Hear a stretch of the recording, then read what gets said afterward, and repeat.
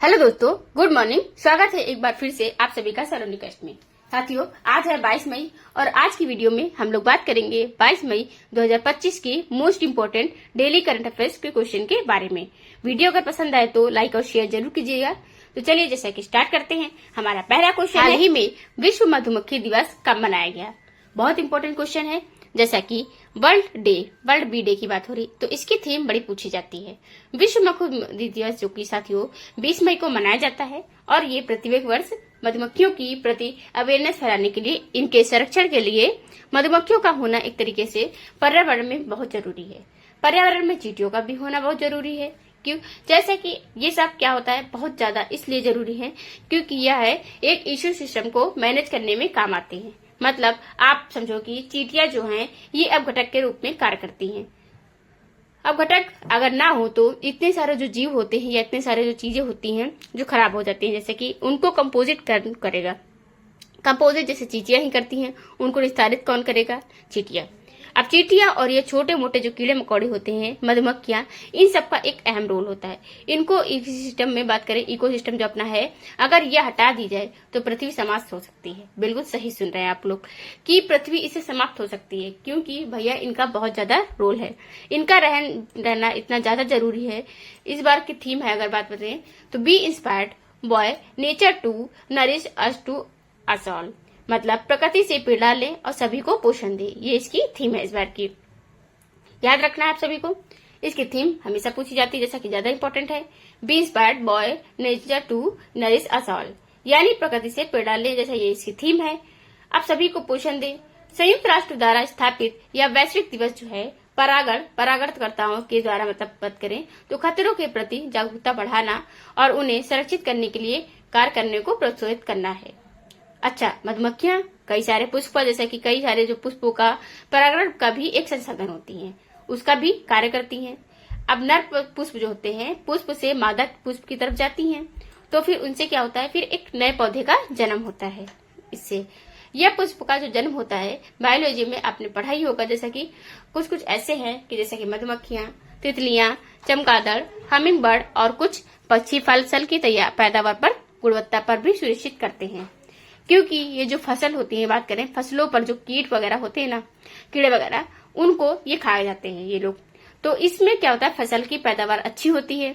अब जैसा कि मैंने आपको बताया शुरुआत में ही कि हर एक जीव जंतु जो होता है बहुत ज्यादा इंपॉर्टेंट है हमारे पर्यावरण के लिए, और खास करके ये जो कंपोजिट का काम करते हैं, अपघटन का काम करते हैं, ये सब बहुत ज्यादा जरूरी है। जैसा कि ठीक है, अगला क्वेश्चन हमारा, भारत सरकार ने सार्वजनिक वितरण प्रणाली के लिए हाल ही में कौन सा ऐप लॉन्च किया? तो सार्वजनिक वितरण प्रणाली के लिए भारत सरकार के द्वारा ऐप लॉन्च किया गया है। इसका नाम है डिपो दर्पण, अन्न मित्र और अन्न सहायता। यह 3 ऐप लॉन्च किए गए हैं, एक नाम नहीं है। मतलब ये 3 ऐप लॉन्च हैं। तीनों को आपको याद रखना है। यहाँ पर अगर आप आर्टिकल देखोगे, जैसा कि union food and consumer affairs minister Shri Prasad Joshi launched depot दर्पण पोर्टल डिजिटल प्लेटफॉर्म फॉर अन्न मित्र एंड अन्न सहायता। जो अन्न सहायता और अन्न मित्र और डिपो पोर्टल से ये तीनों लॉन्च किए गए हैं।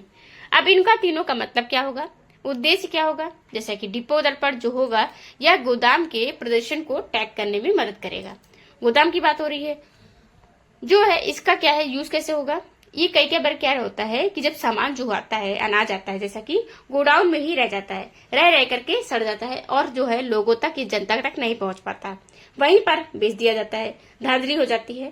तो यह टैग करेगा कि कौन से गोदाम में कितना सामान आ रहा है और कितना सामान लोगों तक पहुंच रहा है। दूसरा, अन्य मित्र की बात करें तो मासिक बिक्री, निरीक्षण रिपोर्ट और सरकारी अपडेट की जानकारी इसके तहत होगी। मतलब समझ रहे हो, जैसे कि एक पूरे के पूरे कृषि प्राइवेट फर्म की तरह पूरा का पूरा इकोसिस्टम बना दिया जा रहा है कि ट्रैक किया जाएगा, अच्छे तरीके से किया जाएगा और काम हो रहा है नहीं हो रहा है, यह सब बड़ी चीजें हैं जो कि इसमें देखी जाएंगी। अब ये योजनाएं आ रही हैं, वह ग्राउंड लेवल तक जो पहुंच रही हैं कि नहीं पहुंच रही हैं, उसकी मार्केट बिक्री है जो रिपोर्ट सब कुछ की जाएगी। अब सब में अपडेट होते हुए जाएगी। जैसे कि ऊपर अन्न सहायता और अन्न सहायता जैसे कि बात करें तो ये शिकायत दर्ज करने की प्रणाली होगी। जो ये ऐप है इसमें किसी भी व्यक्ति को, जैसा कोई व्यक्ति है उसको दिक्कत आ रही है या उसको लग रहा है कि कोई धांधली कर रहा है, कुछ भी हो रहा है, तो वो इस पर शिकायत कर सकता है। और ये 3 पोर्टल बहुत ही ज्यादा सशक्त बनाएंगे इस क्षेत्र में सार्वजनिक वितरण प्रणाली में।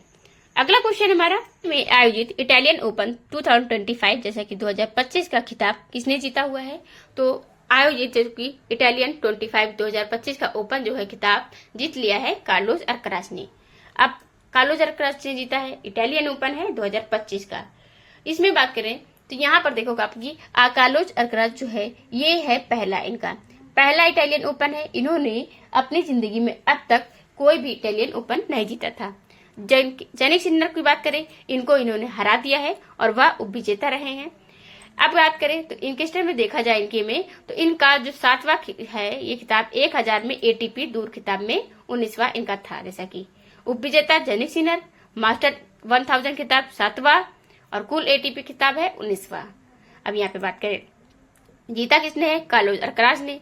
वहीं पर अगर महिला एकल में देखा जाए तो वुमेन सिंगल भी पूछा जाता है, जैसा कि जैस्मिन पावलिनी ने जीता हुआ है वुमेन सिंगल, ये उभरता नाम है इनका।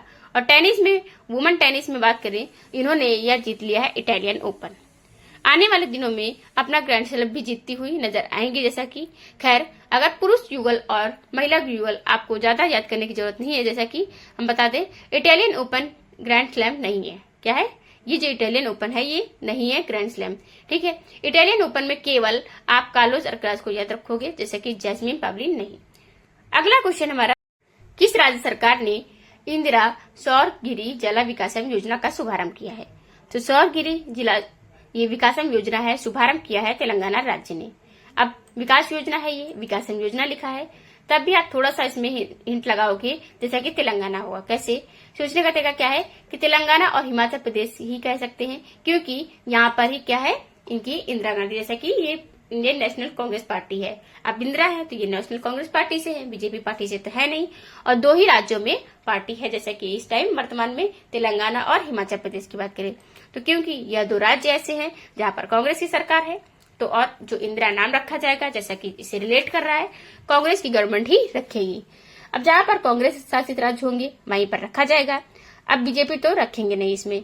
खैर तेलंगाना की बात करें तो CM set to launch Indira Saura Giri Jala Vikasam scheme to empower 2.1 lakh जो ट्राइबल है फॉर्म, जो 2.1 लाख की बात करें, ये जो ट्राइबल फार्मर हैं उनको, जनजाति जो किसान होते हैं उनके लिए, उनको एम्पावर करने के लिए यह इंदिरा सौर गिरी जल विकासम योजना लॉन्च की गई है।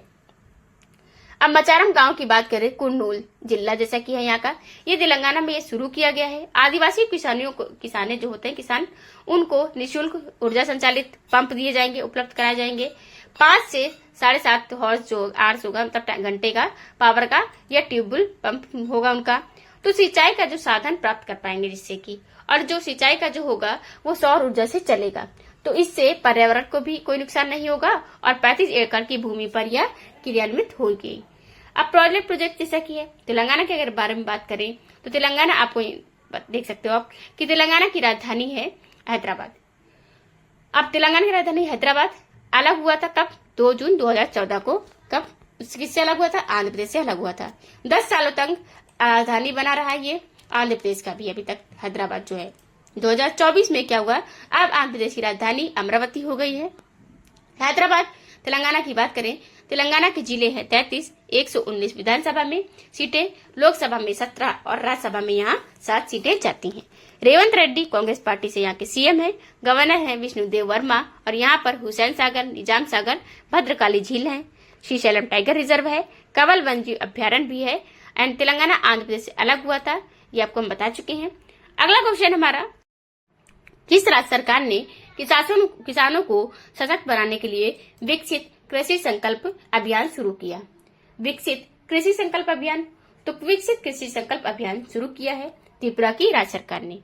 आप यहाँ पर जैसे देख सकते हो कि त्रिपुरा जो अनाउंस किया है, कर दिया है विकसित Krishi Sankalp Abhiyan to boost agriculture production.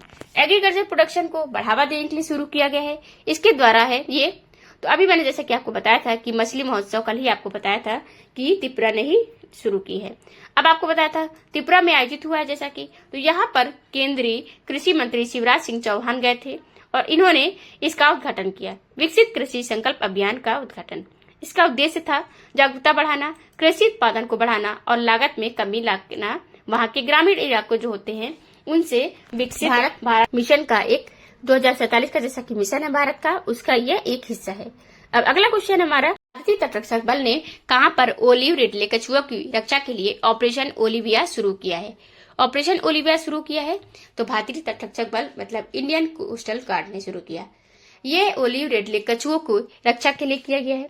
यहाँ पर आप देख सकते हो कि इंडियन एक्सप्रेस की बात करें तो Indian coast guard operation Olivia protect 6.98 lakh olive ridley turtles in ओशिया।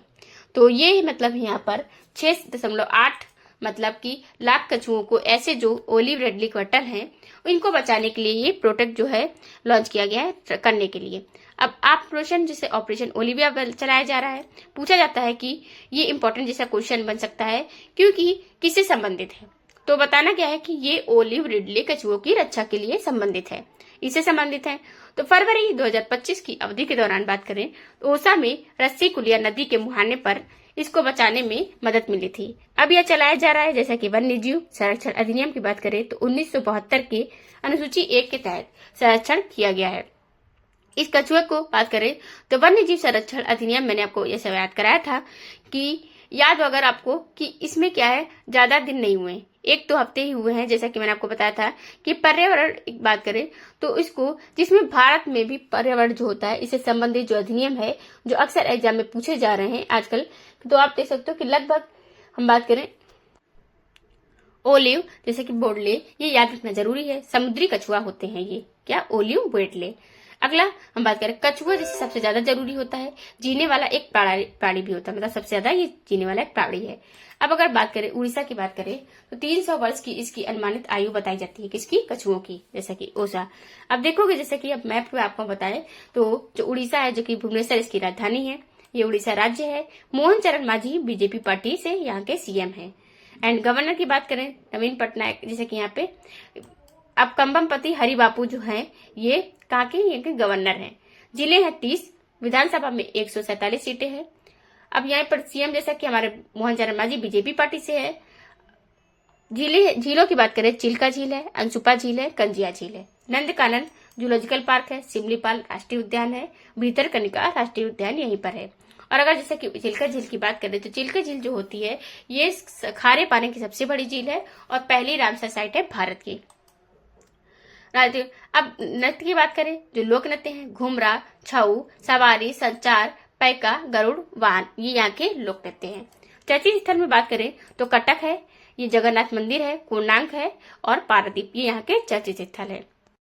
Sudan ने 2023 के गृह युद्ध के बाद में किसको वहां का पहला प्रधानमंत्री नियुक्त किया?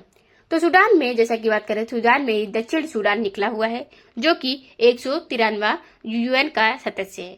सबसे लेटेस्ट वाला यूएन का सदस्य अभी तक दक्षिण सूडान ही है। इसके बाद अभी जैसा कि बलूचिस्तान बन सकता है।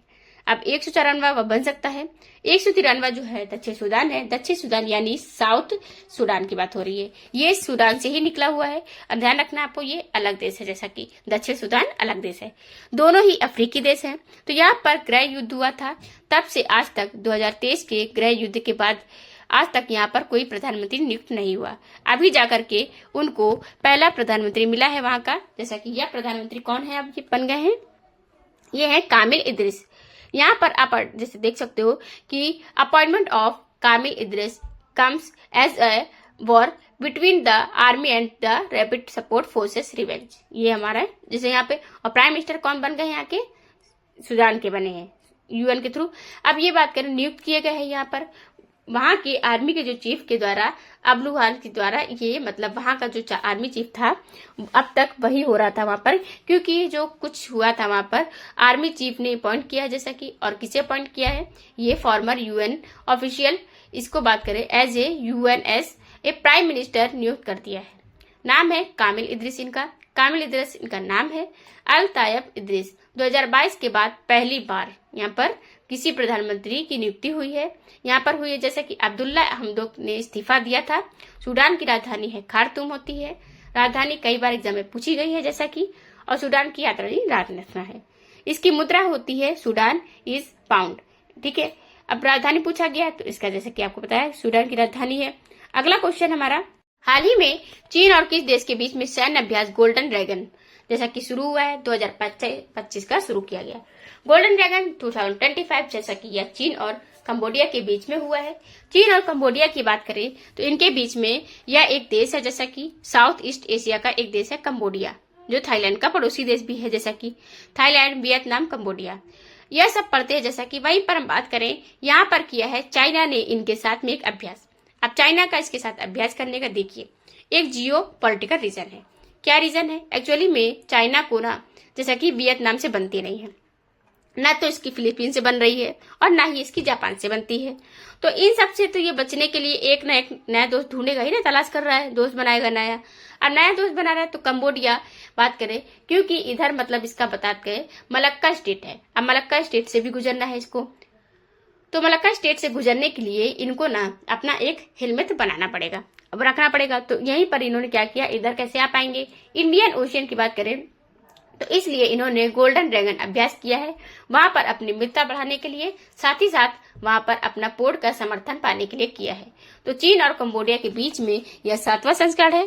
सैन्य संबंधों को बढ़ावा देने के लिए यह अभ्यास रिपोर्ट, संयुक्त समर्थन और प्रशिक्षण केंद्र के माध्यम से होगा। आतंकवाद विरोधी मानवीय सहायता और शांति और सहयोग इस नाम से ये थीम किए गए हैं जैसा कि रखे गए हैं। हालांकि इनमें इनका कोई संबंध दूर दूर तक नहीं होता है। अब हम बात करें कुछ अन्य अभ्यास जो अभी तक हुए हैं 2025 की बात करें, हम लोग रिवीजन करते हैं जैसा कि इनका पहला है गोल्डन ड्रैगन। यह तो मैंने बताया था जैसे आपको, तीस्ता प्रहार अभी भारतीय सेना ने किया था। तीस्ता फील्ड फायरिंग रेंज में आप जैसा कि अभ्यास आक्रमण हुआ है, भारतीय वायुसेना ने किया है और ऑपरेशन सिंदूर भी किया है। ऑपरेशन सिंदूर है जैसा कि अब बात करें हम अगली बार जैसा कि डेजर्ट फ्लैग 10, ये मल्टीनेशनल एक्सरसाइज है, ये यूएई में हुआ है। दस्तलीक बात करें तो ये भारत उज्बेकिस्तान के बीच में पूर्व महाराष्ट्र में आयोजित हुआ है।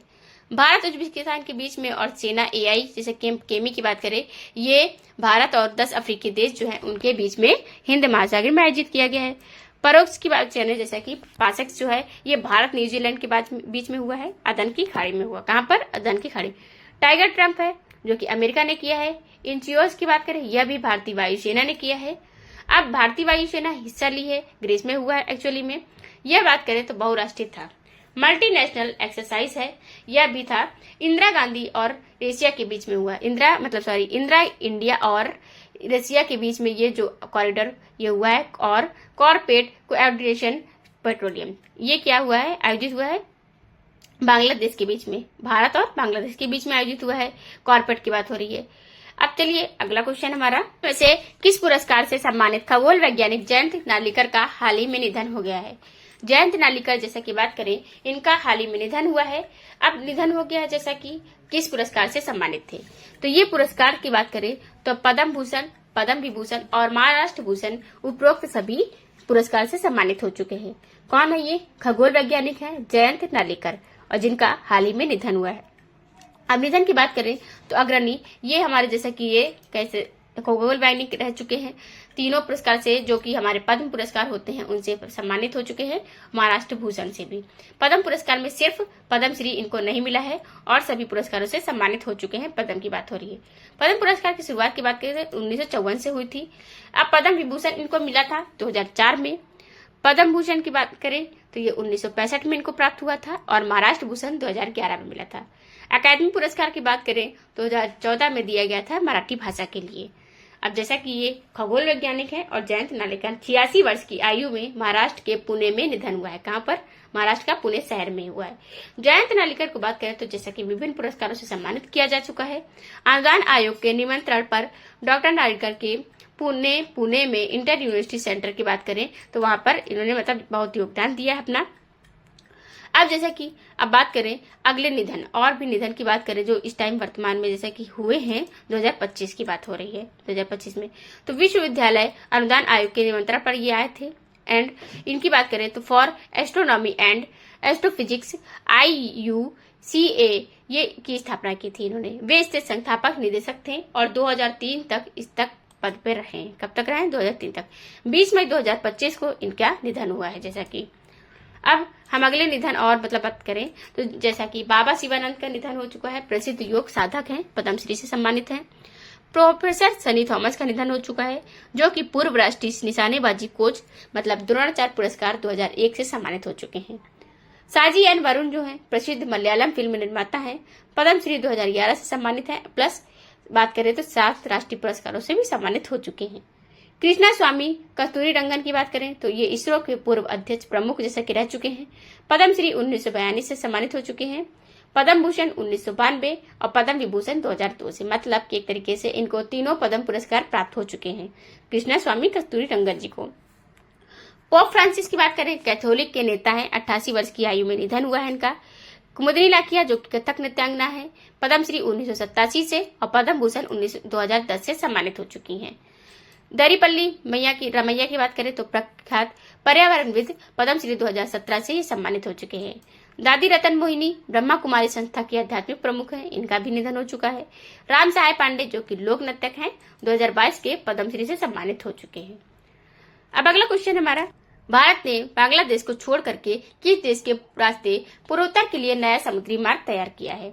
तो भारत ने जैसा कि साथियों म्यांमार के जरिए एक नया रूट तैयार कर लिया है पूर्वोत्तर राज्यों में। जैसे कि अब कनेक्ट होने का यह नया रूट कैसा होगा, देखिए जैसे कि यह रूट जो है बांग्लादेश को बाईपास करते हुए यह चला जाएगा, डायरेक्ट म्यांमार को कनेक्ट करेगा और म्यांमार से तब पूर्वोत्तर राज्यों में एंट्री होगी। एक्चुअली में क्या हुआ था ना कि जो बांग्लादेश के जो वर्तमान समय में जो कार्यकारी प्रधानमंत्री बने हुए हैं मोहम्मद यूनिस, यह चाइना जाकर के भारत के सिलीगुड़ी कॉरिडोर के बारे में पूर्वोत्तर राज्यों के बारे में माने तो सीधा उल्टा सीधा मतलब बहुत सारा बोल के आए हैं।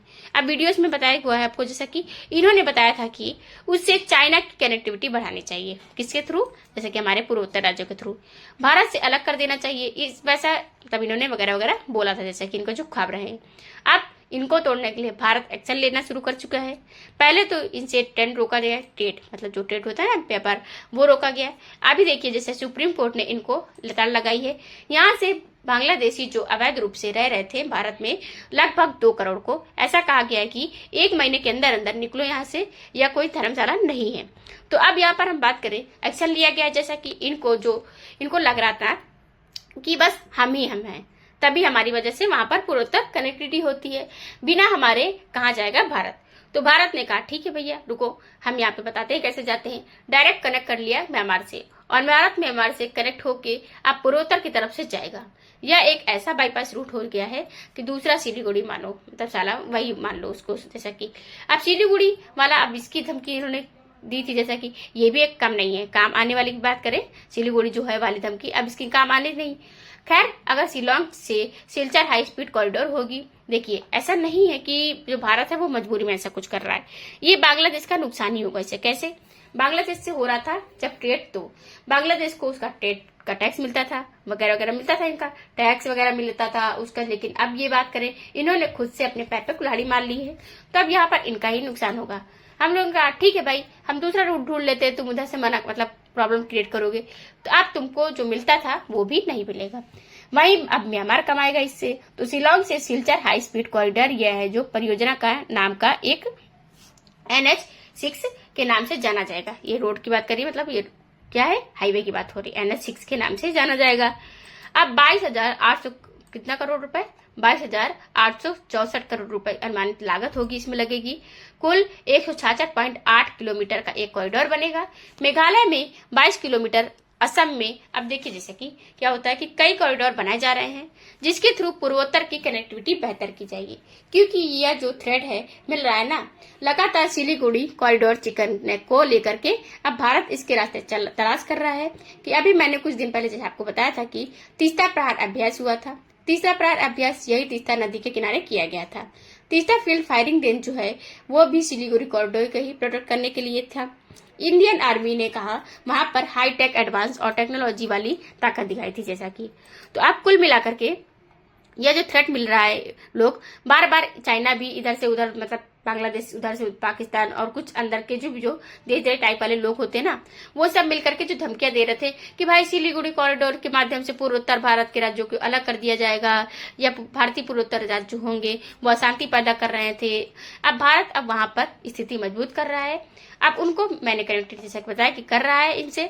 इसके अलावा यहाँ पर क्या बात करें, अपनी सेना को भी ताकत दिखा रहा है। 2030 तक यह बनकर तैयार हो जाएगा। एक्ट इस पॉलिसी के तहत अगर बात करें, कनेक्टिविटी और रणनीतिक प्रक्रिया का भी यह हिस्सा होने वाला है। ठीक है। अब उत्तर पूर्वोत्तर की बात करें, उत्तर पूर्व के जो पहाड़ी क्षेत्रों में पहला हाई स्पीड 4 लेन का राजमार्ग बनेगा। साथ ही साथ म्यांमार के रास्ते पूर्वोत्तर का एक नया समुद्री मार्ग भी बनेगा। 2 चीजें ये होंगी। ये थे आज के दिन के इंपॉर्टेंट क्वेश्चन, जैसे कि 10 क्वेश्चन आपको बता दिए गए हैं।